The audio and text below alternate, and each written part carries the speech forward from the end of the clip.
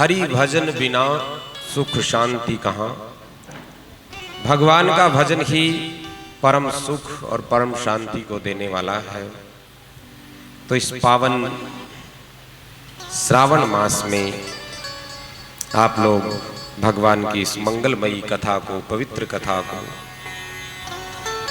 भूत भावन भगवान भोलेनाथ की पवित्र कीर्ति को सुन रहे हो,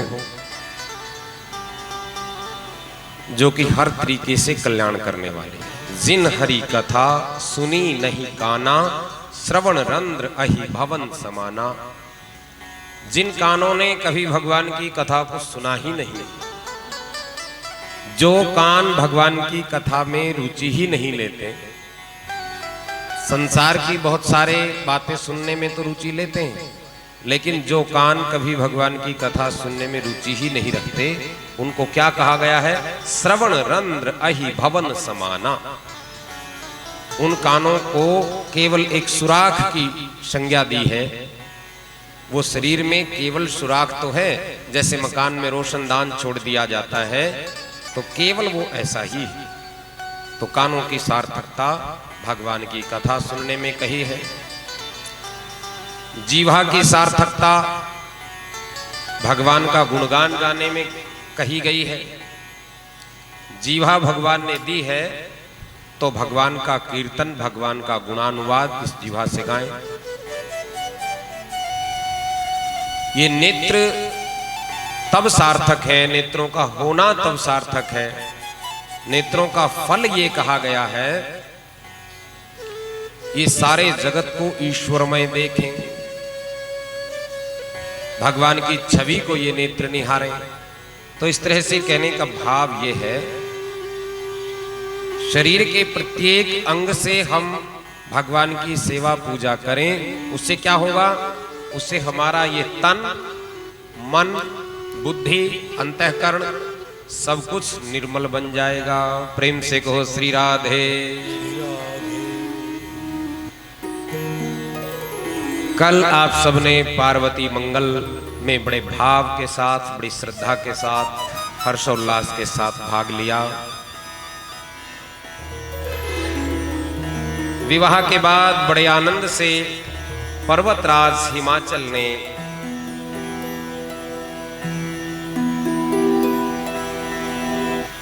और मैना ने अपनी पुत्री को विदा किया है। सो जीवनार की जाई बखानी, बसहि भवन जहि मातु भवानी। भगवान भोलेनाथ की बारात कई दिनों तक हिमाचल के यहाँ ठहरी। खूब स्वागत सत्कार उसका हुआ, आनंद ही आनंद छाया रहा। और अब विदा बड़े भावपूर्ण तरीके से मैना ने अपनी पुत्री की जब वो विदाई करने लगी है, देखो ध्यान देना, ये गृहस्थ का बड़ा सुंदर प्रसंग है। माता तो अपनी पुत्री को शिक्षा दे ही रही है इस समय। अपनी पुत्री को मां बहुत अच्छी अच्छी बातें बता रही है, और अपनी पुत्री को अच्छी शिक्षा ही देनी चाहिए। यही हमारी संस्कृति है, यही हमारा धर्म हमको सिखाता है। माता पार्वती के साथ साथ एक ब्राह्मण पत्नी ने भी जगत जननी पार्वती को उपदेश दिया है। देखो ध्यान देना प्रसंग पर। ये पार्वती कौन है? आप सबने कल चरित्र सुना था। साक्षात जगदंबिका भवानी ही पार्वती है, कोई साधारण कन्या तो है नहीं। फिर भी जब विवाह संस्कार संपन्न हुआ, तो उसको उपदेश देने के लिए माता जी के साथ साथ एक ब्राह्मण पत्नी भी आई है, जो आयु में भी वृद्ध है, ज्ञान में भी वृद्ध है। ऐसी ब्राह्मण पत्नी पार्वती जी को शिक्षा देने के लिए आई है। यानी कि अच्छी शिक्षा देने के लिए बड़े बुजुर्गों का अनुभव, उनका ज्ञान बहुत काम आता है।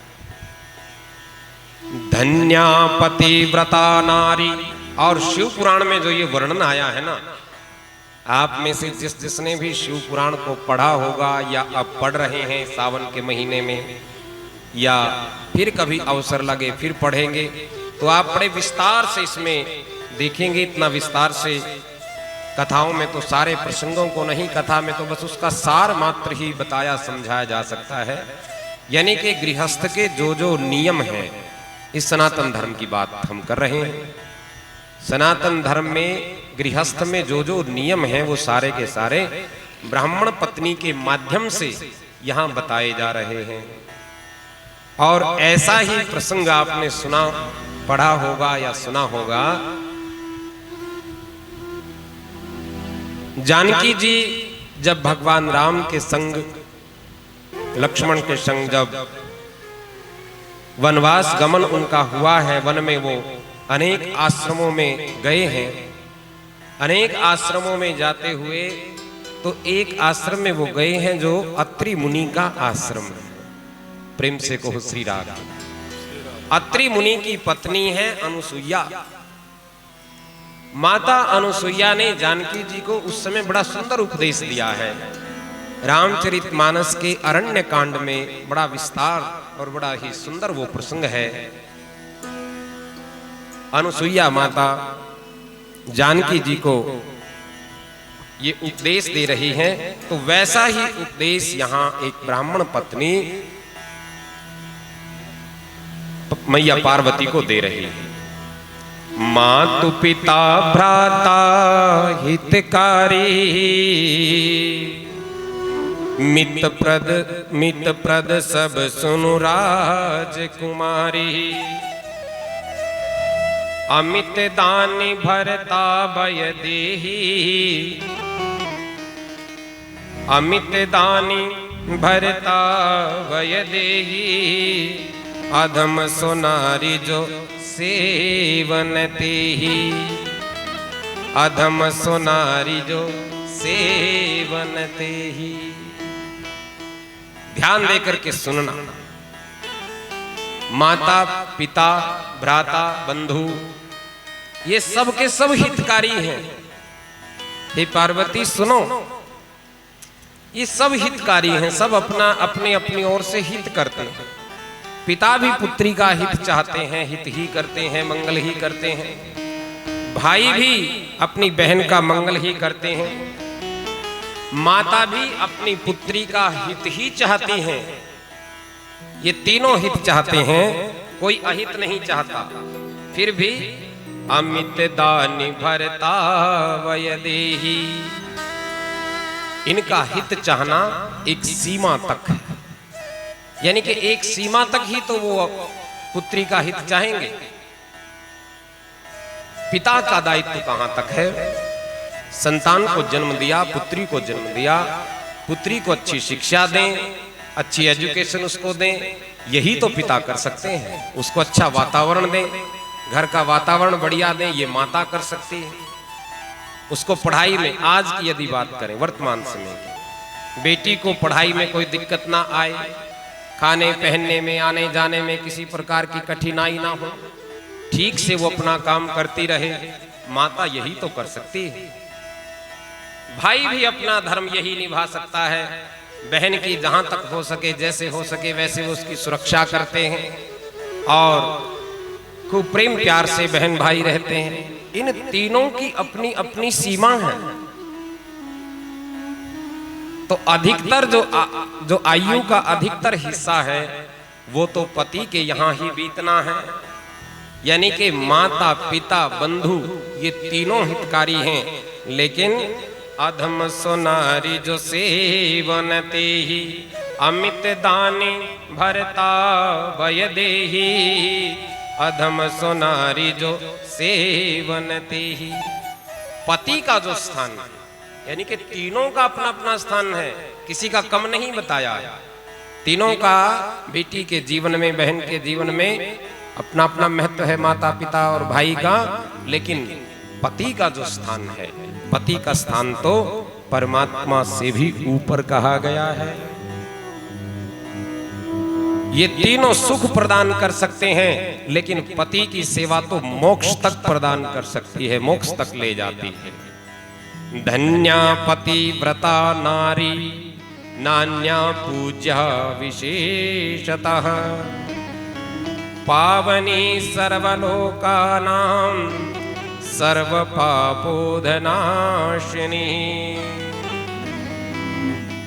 पतिव्रता नारी धन्य है। पतिव्रता नारी अपने पति की सेवा करके, पूजा करके परम पद को प्राप्त कर लेती है। जो प्रेम से पति की सेवा करे वो पतिव्रता नारी, उसको फिर और कोई बड़ा कोई धार्मिक अनुष्ठान करने की भी आवश्यकता नहीं रह जाती है। वो अपने पति की सेवा करके ही परम पद की प्राप्ति कर लेती है। तो ऐसे बहुत सारी बातें ब्राह्मण पत्नी माता पार्वती से कह रही हैं। अनुसुईया मैया जानकी जी को ये सुंदर उपदेश दे रही हैं। कलिबम वा दुर्वस्थम वह व्याधितम वृद्धमेव च सुखितम दुखितम पापी पतिमेकं न त्यजेत्। एक पतिव्रता स्त्री के लिए पति में चाहे कुछ दोष भी आ जाए, अवगुण भी आ जाए, वृद्ध हो जाए, बीमार हो जाए, कोई भी अवस्था आए, तो पत्नी का धर्म है कि अपने उस पति का साथ न छोड़े। क्यों? ये तो गृहस्थ जीवन है, इसमें कुछ ना कुछ विपत्तियां आती ही रहती हैं। तो एक बड़ी प्यारी सी चौपाई, बड़ी प्रसिद्ध चौपाई आप सबने सुनी होगी, वो यहीं अनुसुईया जी के मुख से ही वो शब्द निकले हुए हैं। वो उपदेश है धीरज धर्म। देखो 4 चीजें कही हैं। धीरज धर्म मित्र अरु नारी। धीरज धर्म मित्र अरु नारी। आपत्काल परिख है चारी। आपत्काल परिख है चारी। धीरज, धर्म, मित्र और नारी, ये दुख के समय में यानी कि विपत्ति के समय में ही इनकी परीक्षा होती है। धीरज की भी, धर्म की भी, मित्र की भी, और चौथे नंबर पर एक पतिव्रता जो स्त्री है, जो नारी है, उसकी भी परीक्षा विपरीत परिस्थितियों में भी होती है। इसलिए प्रतिकूल परिस्थिति भी गृहस्थ में आ जाए तो भी एक पतिव्रता स्त्री को अपने पातिव्रत्य धर्म के या पातिव्रत्य का जो उसका तप है, जो उसका बल है, उस बल के आधार पर उस प्रतिकूलता को भी वो दूर कर सकती है। भरता देवो गुरुर्भरता धर्म तीर्थ व्रता निच तत्सा सर्वं परित्यज्य पतिमेकं समर्चये। पतिव्रता स्त्री के पुण्य से देखो 3 वंशों में वृद्धि होती है। ध्यान से सुन। जो पतिव्रता स्त्री होती है, पातिव्रत्य धर्म का जो ठीक से पालन करती है, धर्म शास्त्रों के अनुकूल अनुरूप जो जीवन जीती है, तो उससे पितृवंश का कल्याण होता है, यानी कि पितर संतुष्ट होते हैं। आजकल एक बात आप लोगों ने खूब सुनी होगी कि पितृदोष है, पितृदोष है, पितृदोष है। खूब सुना होगा। कोई भी दिक्कत घर परिवार में है, किसी भी प्रकार की परेशानी है, तो ज्योतिषाचार्य यही सलाह देते हैं कि आपके तो पितृदोष होगा भी जरूर।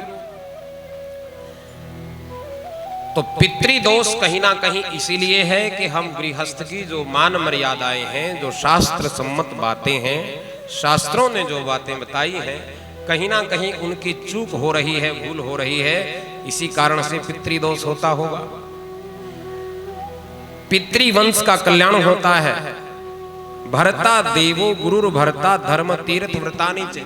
जो पतिव्रता स्त्री है उसके कारण पितृवंश का कल्याण होता है, यानी कि पितरों की तृप्ति होती है और फिर पितरों का आशीर्वाद उस कुल पर सदैव बना रहता।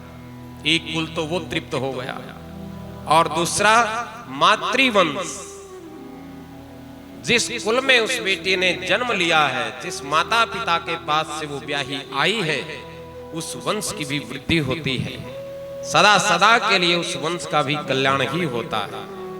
और पति वंश, जो पति का वंश है, जिस वंश में जिस कुल में वो आई है, उस कुल का भी कल्याण ही होता है। बोले सच्चिदानंद भगवान की जय।